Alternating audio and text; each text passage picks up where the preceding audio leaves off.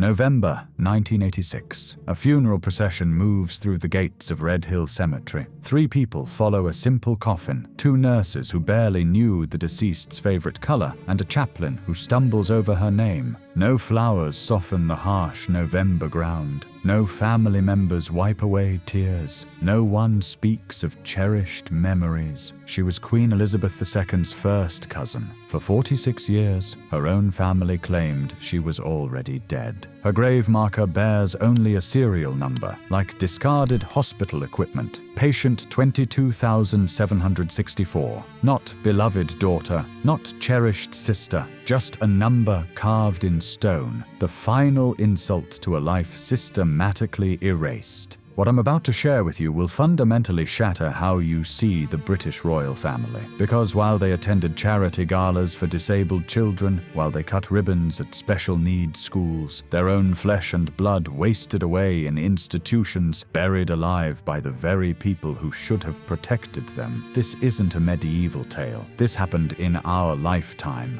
and the evidence is irrefutable. Picture yourself in a palace nursery, 1920s England. Silk curtains filter morning light across hand-carved furniture, worth more than a working family's lifetime earnings. A physician finishes his examination of the newborn, and his medical training collides with political reality. His hands tremble as he prepares to deliver news that will transform celebration into crisis. The baby has Down syndrome.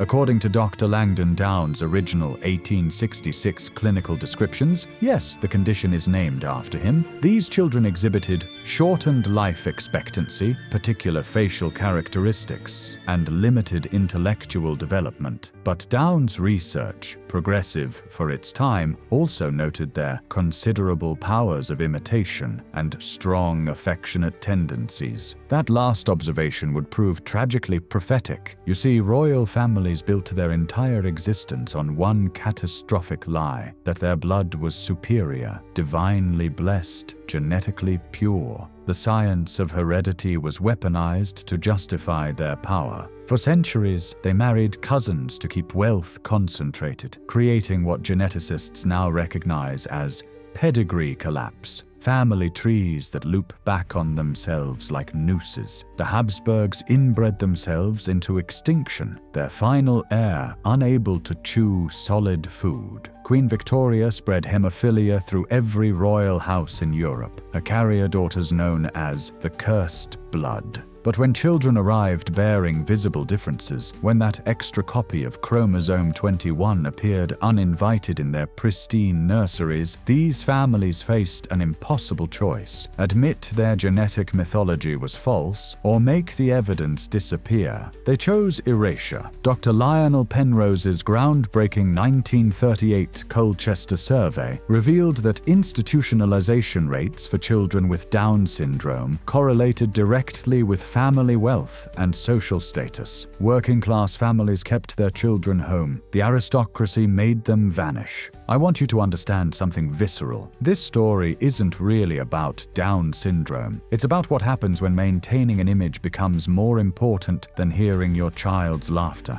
It's about the specific cruelty of having unlimited resources to provide the best possible care and choosing abandonment instead. Let me introduce you to 2 little girls who never should have disappeared. Nerissa Jane Irene Bowes-Lyon, born February 18, 1919, and Katherine Juliet Bowes-Lyon, born July 4, 1926. Their grandfather was the 14th Earl of Strathmore and Kinghorn. Their Aunt Elizabeth would become the Queen Mother, making them first cousins to Queen Elizabeth II. These weren't distant relatives. This was immediate family. Now imagine them as children in the sprawling Glamis Castle with its 130 rooms and 1,000 years of history. Nerissa taking her first wobbly steps in the Italian garden, her small hands reaching for her mother Fenella's silk skirts, while Katherine learning to speak, each word celebrated. Mama, pretty, love, the simple vocabulary that would remain hers for life. They played in the same nurseries where their cousin Elizabeth practiced being queen. They ate from the same spode china. They were baptized in the same family chapel where Scottish kings once prayed. But according to medical historian Dr. David Wright's research on aristocratic attitudes toward disability, the signs would have been catalogued early: the epicanthic fold of their eyes, the single palmar crease, the delayed milestones, each difference noted, measured, weighed against family reputation.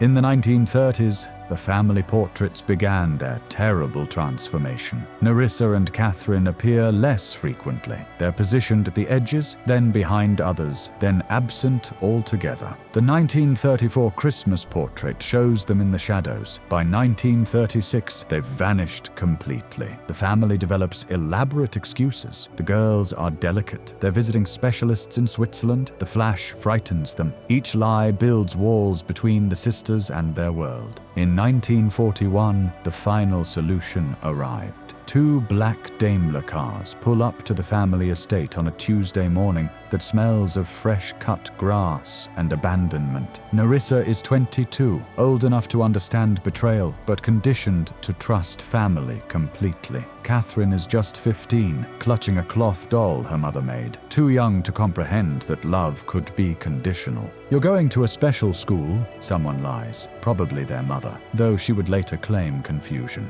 "Where people can take better care of you." Can you imagine the confusion in Katherine's eyes? The way Nerissa might have tried to comfort her younger sister as those cars pulled away? They would have looked back at the house, expecting someone to wave from the windows, but the curtains remained closed. As those cars disappear down the tree-lined drive, carrying everything these young women have ever known, someone in the family study performs an act so calculated it defies comprehension. They sit down with Burke's Peerage, the official record of British nobility since 1826, and they write 2 death dates. Nerissa Jane Irene Bowes-Lyon died 1940, and Catherine Juliet Bowes-Lyon died 1961. Let that sink into your bones. While Nerissa was learning to navigate institutional hallways, her family recorded her as dead for a year already. While Katherine would wait decades by windows, her relatives were planning to declare her deceased 20 years in the future. This wasn't neglect. This was a premeditated elimination. The Royal Earlswood Hospital for mental defectives, even the name strips away humanity like old paint. The sisters' new reality crashes down with institutional efficiency. Gone are the hand-embroidered nightgowns and breakfast served on bone china. Instead, metal bed frames in dormitories that smell of industrial disinfectant and despair. Scratchy uniforms marked only with laundry numbers. Meals of watery porridge and overcooked vegetables eaten in supervised silence, while staff watch for behavioral incidents.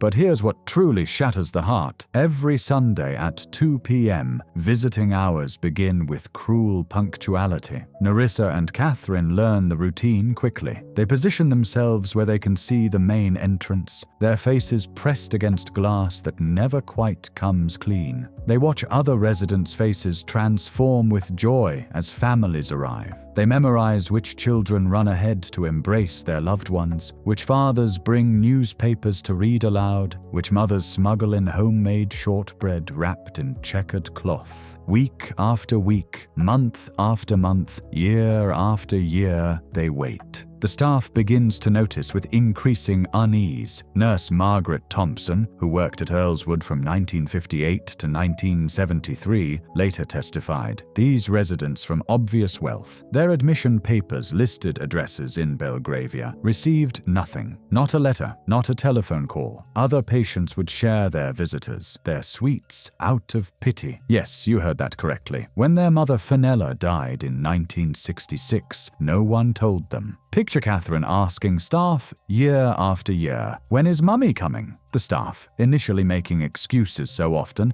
eventually asking nothing. Now here's where the story transforms from tragic to sociopathic. While Nerissa and Katherine count days in institutional monotony, their aunt, the Queen Mother, becomes patron of MenCap in 1964, Britain's leading charity for people with learning disabilities. She hosts glittering fundraisers in ballrooms where her nieces once played. She pins medals on caregivers while her own family's caregivers report that no Bowes-Lyon ever visits. She gives speeches that newspapers quote reverentially. Let me read you her words from a 1968 Royal MenCap Gala reported in the Times. "We must ensure that every child, regardless of ability, knows they are valued, cherished, and never forgotten by those who love them." At that exact moment, her own nieces had been institutionalized for 27 years, less than 100 miles from where she stood in diamonds and silk, accepting applause for her compassion. The academic research is damning. Professor David Cox from the University of Nottingham, studying aristocratic disability in his 2012 paper Hidden Away Disability and the British Elite, notes, "The systematic institutionalization of disabled aristocratic children represents a coordinated effort to maintain genetic mythology while disposing of contradictory evidence. The family attends society weddings where Nerissa and Katherine might have been bridesmaids, royal christenings where they might have held babies, state funerals where their absence goes unquestioned, because who questions the absence of the dead?" Meanwhile, in Ward B4 of Earlswood, 2 women age without mirrors to reflect their changing faces, without photographs to remember who they were, without anyone to tell them they are loved. In 1987, investigative journalist Brian Wheeler is researching Victorian-era institutions for a documentary When Administrative Efficiency Delivers Cosmic Justice. A helpful clerk provides current patient records instead of historical ones. One name stops Wheeler cold: Katherine Bowes-Lyon. According to Burke's peerage, she died in 1961.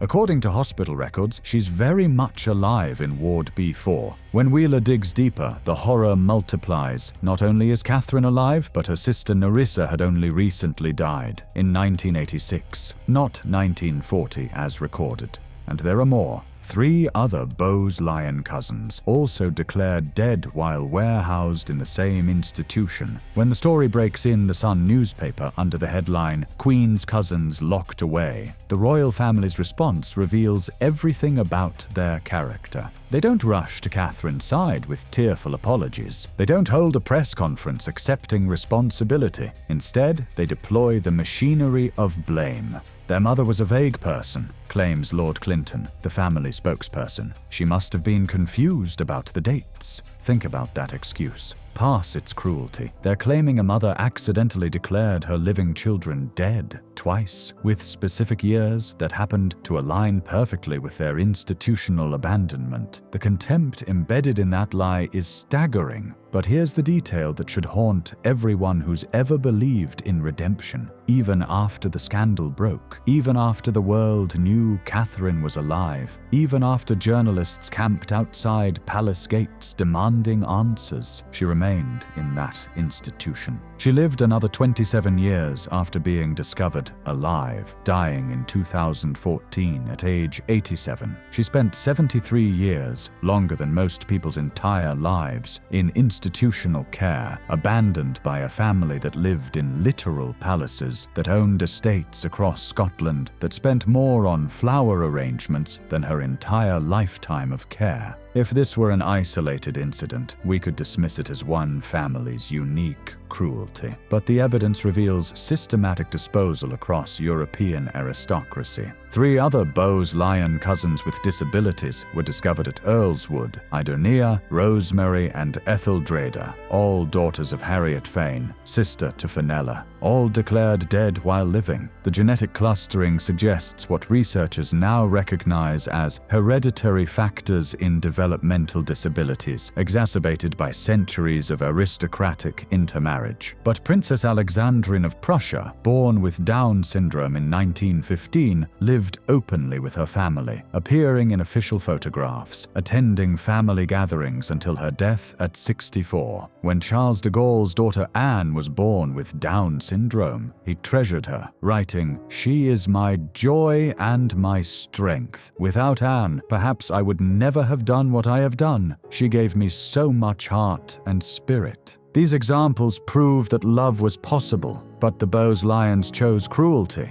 Modern neuroscience reveals what makes this abandonment particularly cruel. Dr. Brian Scottco's 2011 study in the American Journal of Medical Genetics found that people with Down syndrome score consistently high on happiness measurements, but only when they experience family connection and belonging. They possess what researchers term emotional permanence, the ability to maintain affective bonds despite separation. In simple terms, they never stop loving, never stop hoping, never stop waiting for the people who abandoned them. Which means Katherine probably never stopped believing her family would come. For 73 years, through decades that saw the coronation of her cousin Elizabeth, the weddings of princes and princesses she'd played with as a child, the pageantry of a kingdom built on the myth of noble blood, she likely maintained faith that someone, someday, would remember she existed. When Katherine died on February 23rd,